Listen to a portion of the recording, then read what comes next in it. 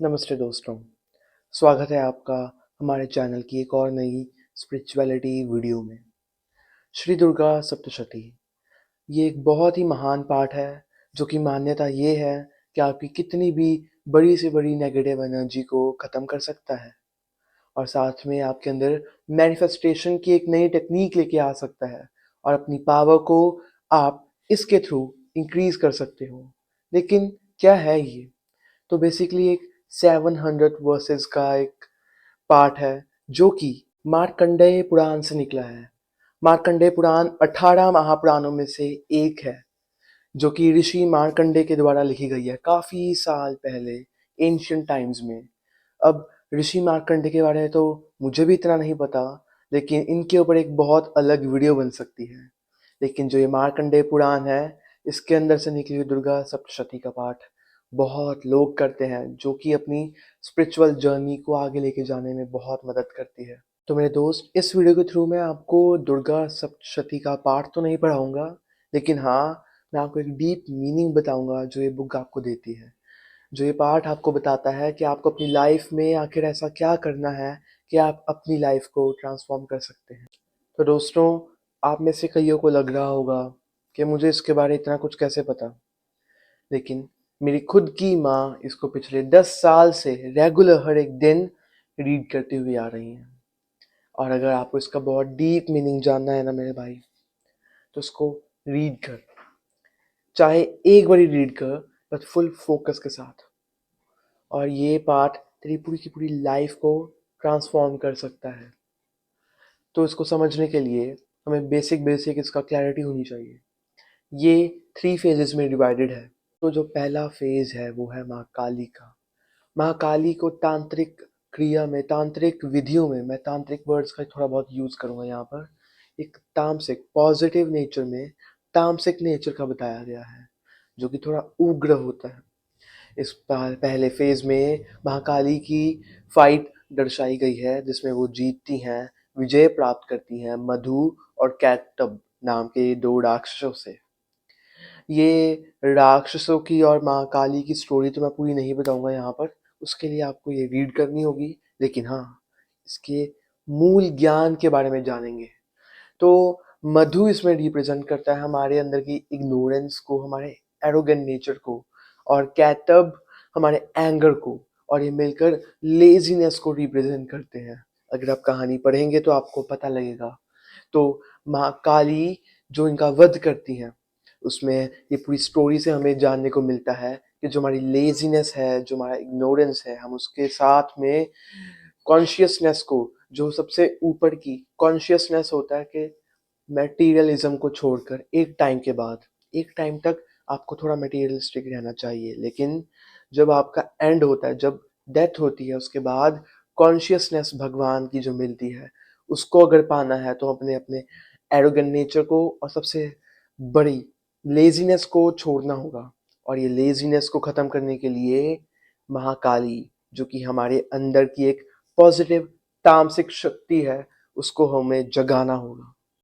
तो मेरे दोस्तों, अगर हमें अपने अंदर की लेजीनेस को ख़त्म करना है ना, इट मीन्स ये स्टोरी हमें बताती है अपने अंदर की लेजीनेस को ख़त्म करने के लिए और अपने अंदर की एरोगेंस को ख़त्म करने के लिए आपको अपने अंदर एक पॉजिटिव तामसिक शक्ति को पैदा करना होगा, जिसकी वजह से हम कुछ बड़ा हासिल कर सकते हैं।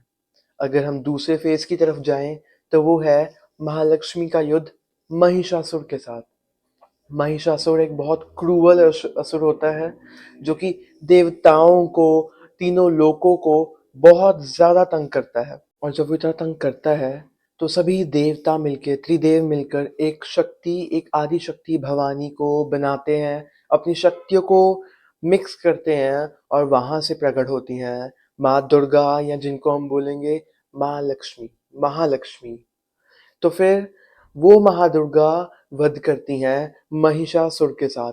महिषासुर बहुत ज़्यादा ताकतवर होता है, लेकिन फिर भी माँ दुर्गा एंड में जीत जाती हैं, जिसको हम विजयदशमी के नाम से भी जानते हैं।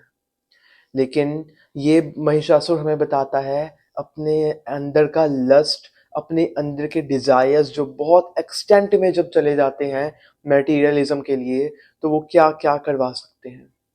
ये महिषासुर हमारे अंदर का इग्नोरेंट, हमारे अंदर का अहंकार है।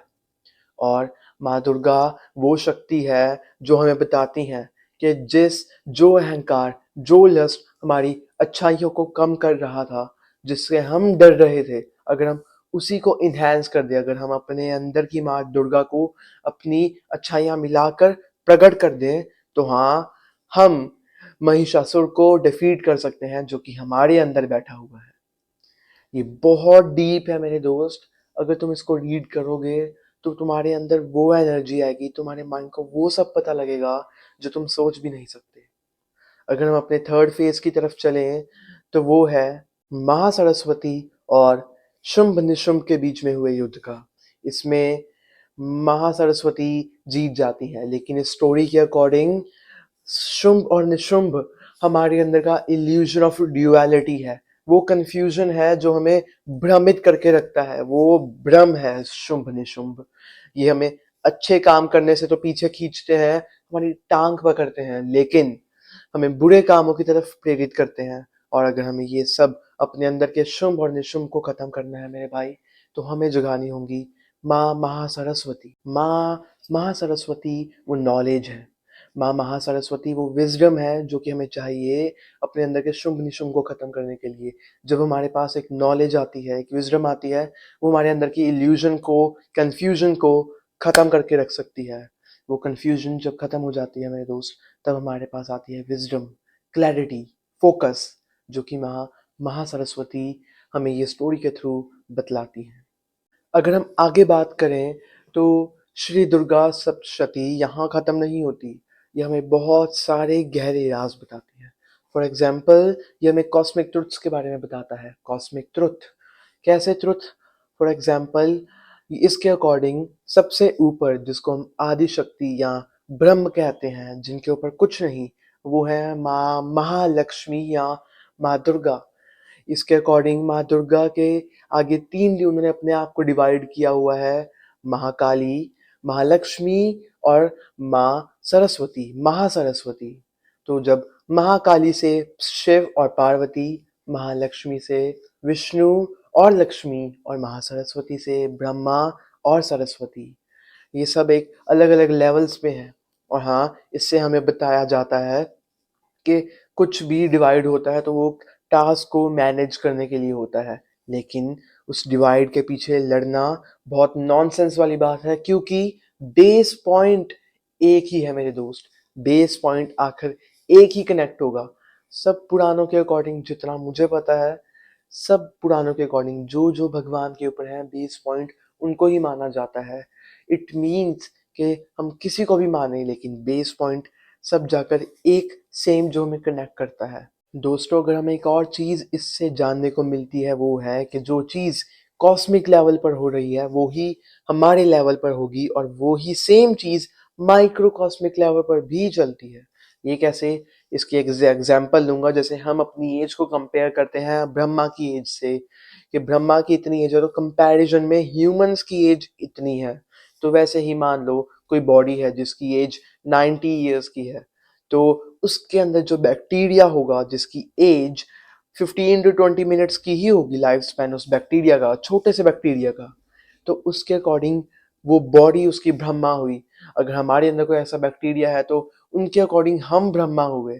तो यही चीज़ जो एक कॉस्मिक लेवल पर है वही हमारे लेवल पर भी है, और वही एक माइक्रो कॉस्मिक लेवल पर भी सेम चीज़ होती है। साथ में बहुत साइंटिफिकली प्रूवन बेनिफिट्स हैं श्री दुर्गा सप्तशती को रीड करने के। उनमें से कुछ बेनिफिट्स हैं जैसे कि ये हमारे ब्रेन की फ्रीक्वेंसीज को एक पॉजिटिव एनर्जीज के साथ अलाइन करता है। वो कैसे? तो दोस्तों, साइंस में मैं बहुत ज़्यादा बिलीव करता हूँ, लेकिन साइंस भी अभी इतनी रिसर्च नहीं कर पाया जो कि हमारे वेद और पुराणों में की गई है। तो जितनी साइंस के रिसर्च के अकॉर्डिंग, उसके आधार पे मैं आपको बताऊंगा कि साउंड्स होती हैं ना, उनकी भी एक फ्रीक्वेंसी होती है जो कि हमारी वाइब, हमारी एनर्जी को मैच करती है अलग अलग लेवल्स पे, जैसे हम साउंड को रिसीव करते हैं। तो जो इसके अंदर संस्कृत के श्लोकाज है ना, वो हमारी जो साउंड की वाइब्रेशन है उसके अकॉर्डिंग पे हमारे ब्रेन के राइट हेमिस्फेयर को बूस्ट करते हैं, उसको इन्हांस करते हैं और उसको एक्टिव करने में मदद करते हैं। तो राइट हेमिस्फेयर होता है डीप विजडम का, साथ में ही हमारी क्रिएटिविटी और इंट्यूशन का। और दोस्तों, इसका एक बहुत ज़्यादा बेनिफिट ये है कि जो भी हम बोलते हैं ये उसको मैनिफेस्ट करने में पावर देता है। वो कैसे? तो दोस्तों ये देखो, साइंस का ना एक बहुत बड़ा रूल है कि जो भी हम बोलते हैं वो हमें लौट कर वापस आता है।